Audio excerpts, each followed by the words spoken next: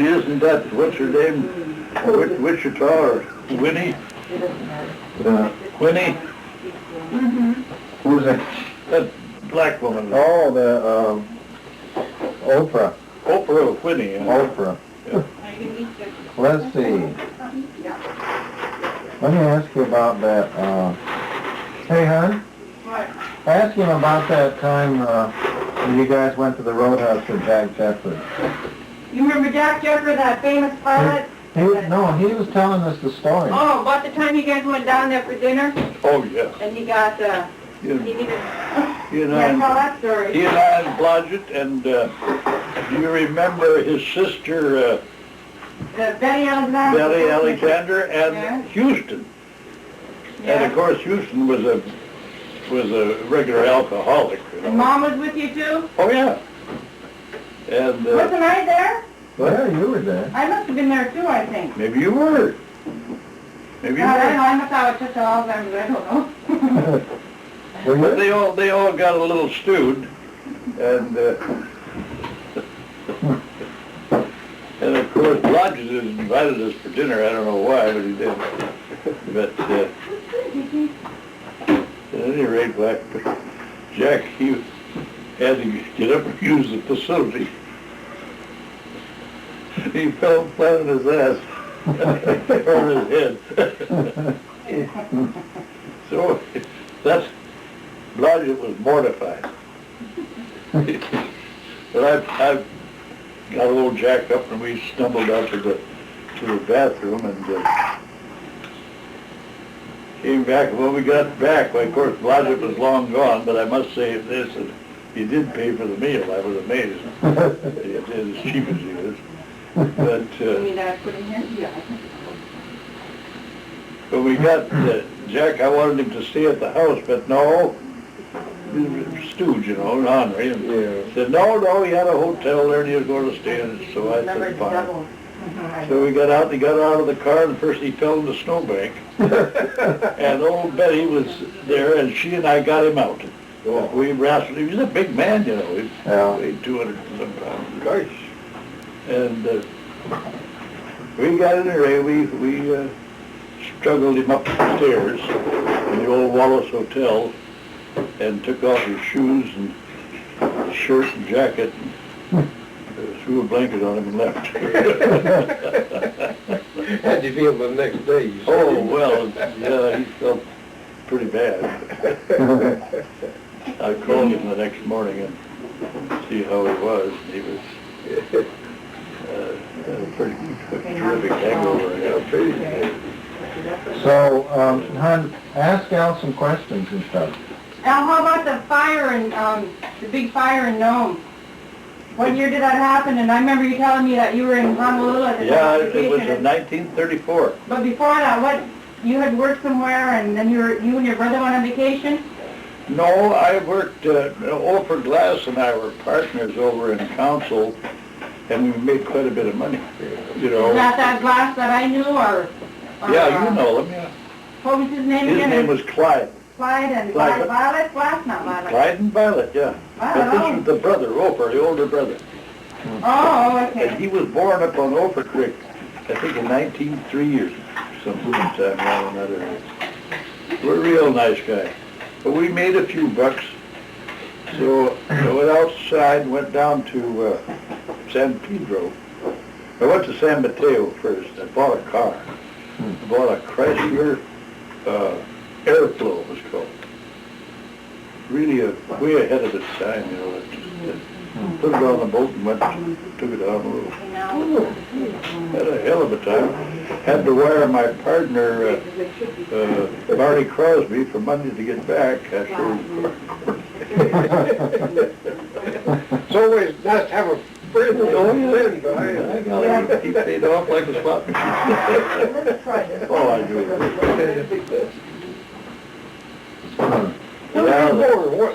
What state were you born in? I was born right in the state, right out here in Seattle, Oh, you Washington. were? Oh, yeah. I was thinking you came from Kansas someplace. No, Out in the Midwest. No, my family, my folks, my father's side came from Ohio, from Columbus. Yeah. And my mother, my grandfather came from upstate New York, from my mother's side. But my mother was born in Montreal, Canada. He went there when he was a young man and stayed there.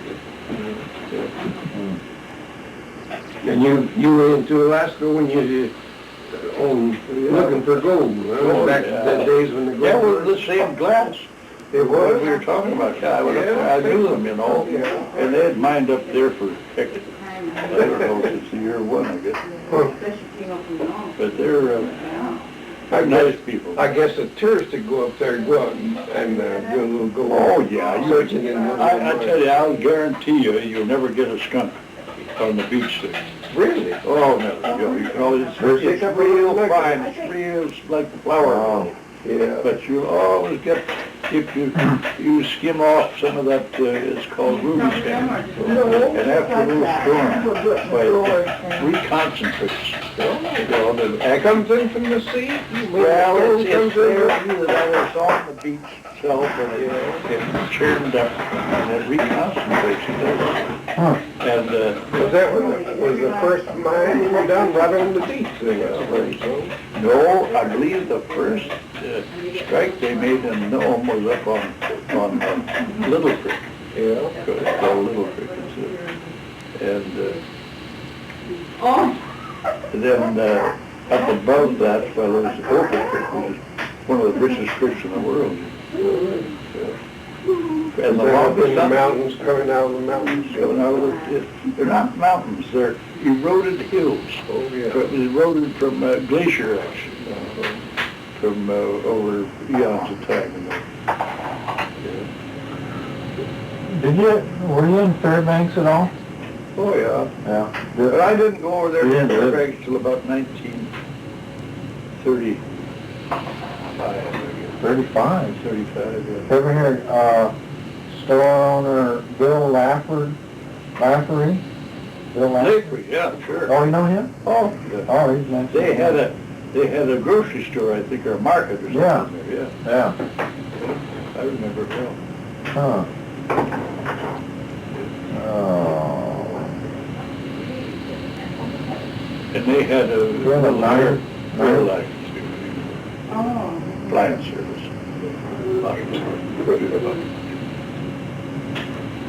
Yeah, every other, They call them bushwhackers then? no, they call them bush pilots. Bush pilots? Yeah, Okay, is this ready to go in or not? There's about a half a dozen of them they mention here, and I can't find them, can't get my fingers on them.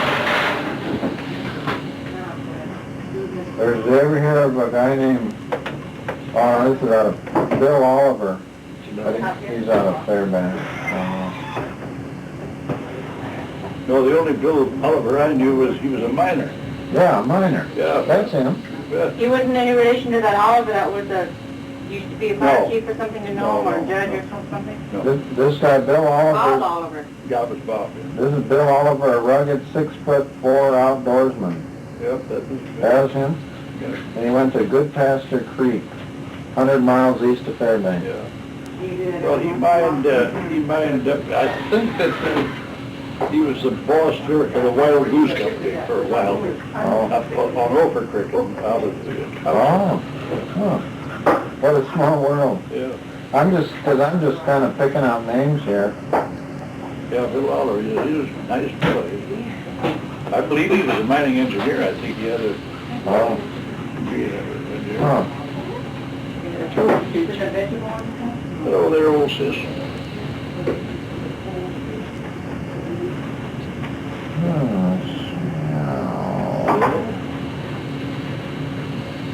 You never got around to like Jack Wade and Chicken in any of those areas? No, I was never up that way. Was that going on about the same time you're doing your thing in Nome? Yeah, they were mining up there, but I think probably their heyday was a little earlier than that, because I knew some old timers that mined up that way. Oh, and then they went over to Nome? Then they went over to Nome, yeah. Hmm. See, of course, Nome was struck long before, not long before, but Yeah. 4 or 5 years or 6 years perhaps before Fairbanks. Oh, before that area there. But the 40 mile, they mined on the 40 mile for a long time prior to that. Well, they were mining there before they were mining down on, at Dawson. oh, they were? Yeah, there's quite a few old timers there. Huh. I'll show you a book that I recently resurrected. I was looking at some other stuff and I found this book. And it's got all these old guys. My wife, first wife, knew them all, or knew of them and collected them. Their signatures and when they came in the country and there's any amount of old time pictures. Some of those guys are in there in 1883 and 1884. Wow. And one or two even before that. You mean they were mining in those at that time? Up in the 40 mile district. Huh. Yeah, that's over in the, what I always call it the Fairbanks country. Yeah. It's real, Eagle or something. So did you get the story of the fire in Nome? No, not yet. Oh, I think that was the question I asked to get figured out. And I Well, didn't find it. of course, I left Nome there in the, well, it must have been the latter part of August, because we had made a pretty good strike and I thought, what the hell's he used to sticking around here? So I went outside and, as I say, went to Hawaii and I was living in, It's okay though. Because it goes around and round and round. I don't know, some hotel there, I forgot the name, it was probably some flea bag hotel. But at any rate, you know, they had a lobby down there and all those people sitting around and you get talking, you know. So I came downstairs one morning there and this is sometime in September, I forgot this then. And My stomach's still clear. by golly, the guy said to me, one of the had the morning paper there. He said, I see your town burned down. And I said, my town? Yeah, he said, didn't you say you came from up around Nome? Haven't you been up that way? I said, yeah, I sure have. I just left there very short time ago. You wanted to get... So, I looked at the paper then, and it said, and the guy said to me, this fellow that I'd been talking to before, he said, it says $1 million loss. He said, that must be a misprint. They must have meant 100 million. There's the entire town, practically all the business area was destroyed. I said, it sure is. It was a misprint, all right. It was probably closer to 100,000. That's true. They said $1 million loss. Those shacks, wooden bolts from the shack. Oh, that fella had a still down in the old Golden Gate Hotel. I've been in there many times. And I knew the guy. And the still blew up. The mash blew up. The still blew up and caught the fire thing on. The wind was from the northeast. And it just, that was up, the Golden Gate Hotel was up on Everything's on constructed wood and old lumber. Probably still is. and the wind carried it right downtown, right along Front Street. Oh, so that started out where, I don't know if I know my way around there, where the old school was, somewhere around there? No, east of there, on Stedman Avenue. It's probably, what, a quarter of a mile or a little more east of where the schoolhouse was. Yeah. Boy. Well, that's more interesting than the Chicago fire. Where the cow kicked over the lantern. Yeah, the lamp over in the winter side. Burned the city of Chicago there. Yeah, hot time in the old town tonight. Well, I wasn't there, of course, but of course I knew most of the guys, you know, that were there. And I'll tell you an interesting thing. There was a guy, he was a pilot too, his name was no, it wasn't him. What was his name? I worked for him afterwards outside. He had a little Jippo dirt moving outfit. Floyd Frazier. Floyd had he didn't like a guy that was there, and they were around, they were using powder to blow up some of those shacks, you know, to contain the fire, make a fire wall or whatever the term is. And he was an old man Stormfield's house, and he said, I always wanted to pee on the floor here. He didn't like old Stormy, you know. He did just that, and by George, they saved the house. Well, I guess that old Mrs. Stormfeld was fit to be tied. But Floyd, he decided that that's what he always wanted to do, and he didn't. Oh, good man. Oh, there's, oh. I don't know if you remember the story, but,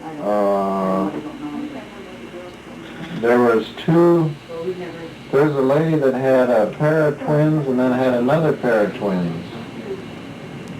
Nah, forget that story. That's too, yeah. That's really complicated. You remember a guy named Dr. Carter? Nope. Ed Carter, yeah. Oh no, what am I saying? Ed Clausen, manager of the Fairbanks branch of the Northern Commercial Company. I should have grabbed my other book.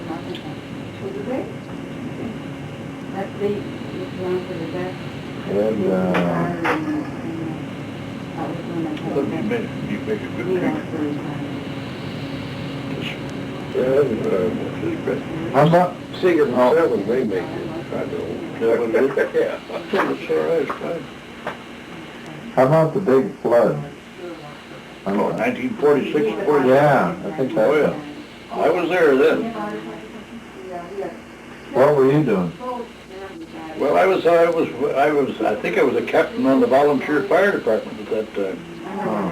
And we were trying to save some of those buildings, you know, and so on.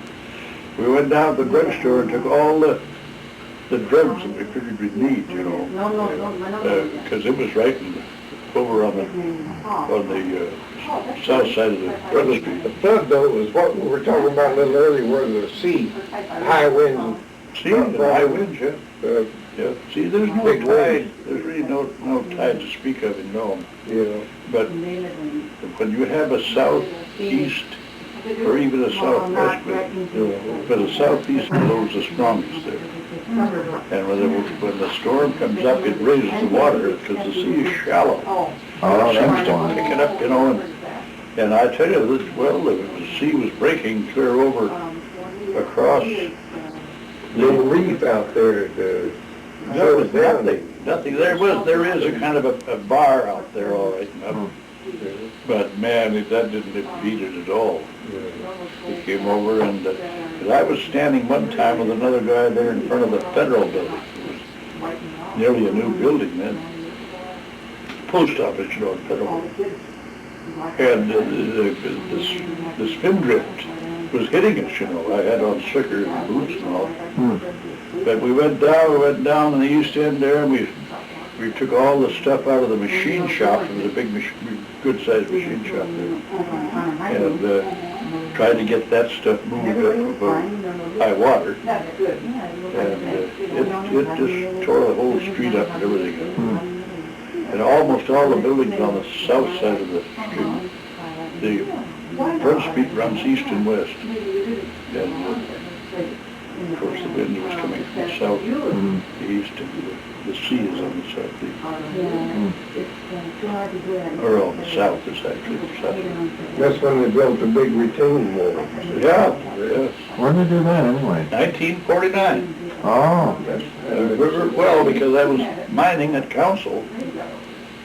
Barney and I were mining over at Barney Crosby, a partner, the guy that I borrowed the money from to get back from Hawaii. And we went broke.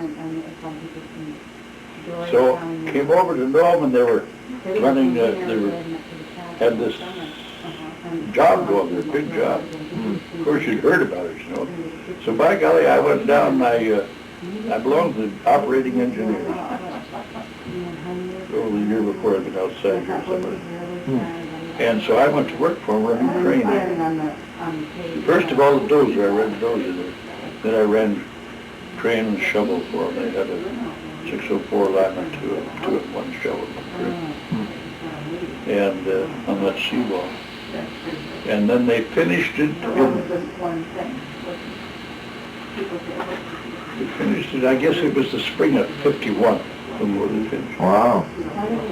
Is it built from big rock or some Oh, yeah, well, no, it's rock, all rock. just big rock? Big rock, there was a quarry down at Cape Nome. It was, Cape Nome is a 13-mile haul. Yeah, 13 miles one way. And they ordered trucks up there, and I ran that shovel down that pit. And boy, I tell you, talk about a workhouse. Holy smoke. Did the state pay for that, or did the The federal government, I think, paid for the big part of it. federal government? See, it wasn't a state then, it was still a territory. Yeah. Did you say you were there in 36? Oh, yeah. It was Yeah. 36 years. Okay, I found some names here. This was, now this is about the storm of 36. Yeah. Now, maybe they had storms every year. Oh, yeah, every few years. Oh, okay. But the bigger one was the 46 and 47. Oh. And 2 years and right. This one, Strikes twice. this one, he was sitting around, this guy, Herm, the one about, oh, shoot. This is about that Herman Lerdahl. Oh, heard on it. Yeah, he was playing cards at Jack Stewart's house. They're playing pinochle Yeah. with, let's see, John Binnick, Walter Cavey. Cavey, I know all Cavey. Oh, you did? And Hans Arp. That's her. Heck, Yeah. Matter of fact, I was looking at a picture of him just a night or two ago. Oh, is that right? That old album. Huh. Yeah, they were playing cards, I guess, and then they were going to try to get out, and they're talking about how bad the storm was, and the roof was going down down. What time of the year was that? In the fall, I know, but Let's see.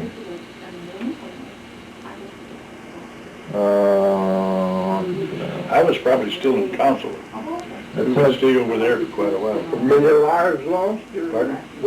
many lives lost during the storm? No, nothing. I guess it just did a lot of damage and all. Oh, yeah, it was property damage, absolutely. Well, I guess Jack's residence was also the Pan Am Communications. Oh, that's right. Yeah. Yeah, it was there on the corner of Stedman and First Avenue, I believe. He doesn't give a lot of dates and stuff. It said there was a lot of ice around, so it was in the winter. Well, it's no, it was in the fall, see, when the slush ice. And the early ice was in, you know. Yeah. They call it rubber ice. You can, Oh. yeah, that's the damnedest thing you ever saw. Huh. You can go out there, and you gotta be careful, all right, but you can go out there on skis or even with a dog team. Huh. And it'll, just like a wave behind you, you know. That sea ice is rubbery. And, Very flexible. yeah, oh, flexible. When we were up there a month ago, it's almost like the water is going in slow motion, the waves coming in. Sure, because there's a skipped ice over the top. Oh. It's slush. Yeah. Oh, that's See, why. that's what happens first, is a slush ice. And then Kinda damp. probably finally congeals, you know. Yeah. Yeah. Because that water never gets all that warm. It's about 50 degrees, I guess, in the summer. 50, 55 maybe. Close to the beach. Don't have too many swimmers, huh? There's a few idiots out there. My kids Well, they used, are around here. yeah, my kids used to go swimming there. Son of a gun, you could get me with a half a block of 35, 50 degrees. It's all right, I guess. I think most of them wear rubber suits over, you know. Well, they didn't have rubber suits these days. No.